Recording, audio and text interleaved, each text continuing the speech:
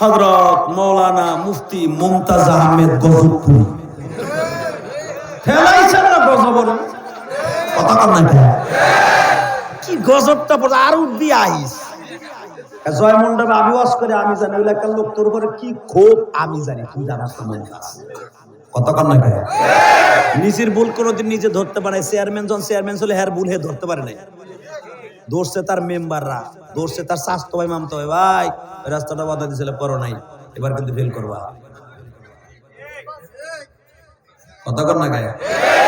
সে তো হ্যাটটা ধরতে পারবে না কিন্তু আমারটা আমি ধরতে পারবো না ধরবেন কে আপনারা ধরবেন ঠিক না ঠিক এই মুমতাজ যে কি করছে এটা ও ধরতে পারে নাই আমরা ওয়াজে যাই আমরা জানি মুমতাজের বাড়ির আশপাশ পর্যন্ত সাইড ডে মাহফিল করছি আমি তো জানি ওর জেকের সম্ভব কথা বলেন না কেন বাংলাদেশে যদি মাজার পূজারি দিক দিয়ে 1 নাম্বার প্রতিযোগিতায় 1 নাম্বার মেডেল পায় প্রধানমন্ত্রীর হাত থেকে ও কষ্ট হইতেছে আমরা তো 3 মিনিট কথা বলবো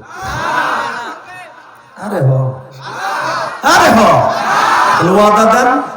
কোনদিন কোন আলেমের সাথে দুশ্মনী করবেন না কোনদিন মাদ্রাসার মুহতারামে কষ্ট দিবেন না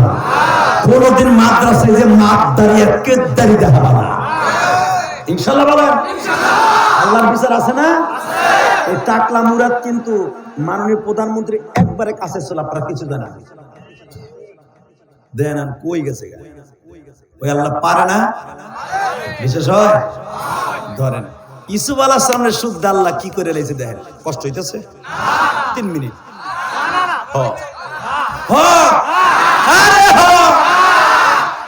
ঠিক আছে দেখা যাক না কোনদিন যাওয়া যায় কারণ আমি জানি ইলেকশনের সময় তো রাত জায়গা করছেন অভ্যাস তখন মোটামুটি সোনালী বীরের প্যাকেট নেছে তাও জানি আল্লাহ এদিকে তাকান ইউসুফ আলাইহিস সালাম তার বাপের নিয়ে ফিলিস্তিনে ঘুরতেছে আল্লাহ পাক ফিলিস্তিন 2014 সালে আমার সফর করাইছে আলহামদুলিল্লাহ বলেন মিশর আল্লাহ সফর করাইছে ও আপনি গেলে আলহামদুলিল্লাহ জোরে কইতেন আমি গেছি আলহামদুলিল্লাহ আমিও চাই আপনি যান দেখে আসবেন বাইতুল মুকাদ্দাসটা কত সুন্দর করে সুলাইমান নবী সাজাইছে আলহামদুলিল্লাহ বলতে পারলেন না আমাগো ওই বাইতুল মুকাদ্দাস স্বর্ণ দিয়ে বানাইছে আমার বাবা সুলাইমান আপনার বাবা সুলাইমান দেখেন এই স্বর্ণ চুরি কইরা বক্তে নাসার চুরি কইরা এই ইসরায়েল বেজরমা বড় লোক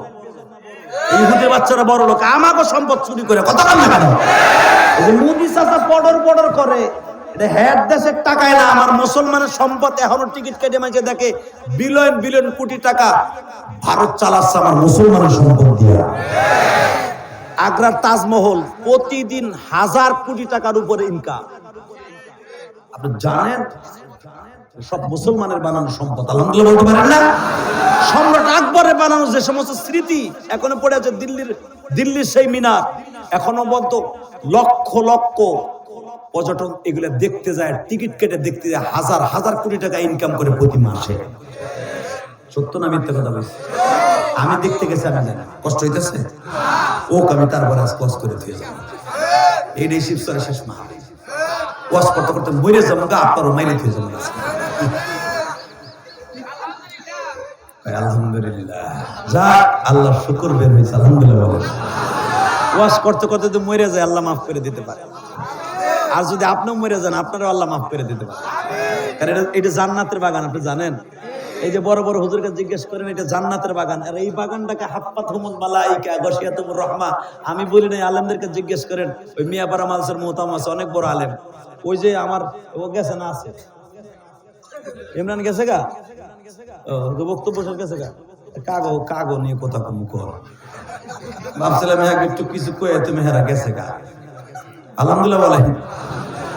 এদিকে তাকান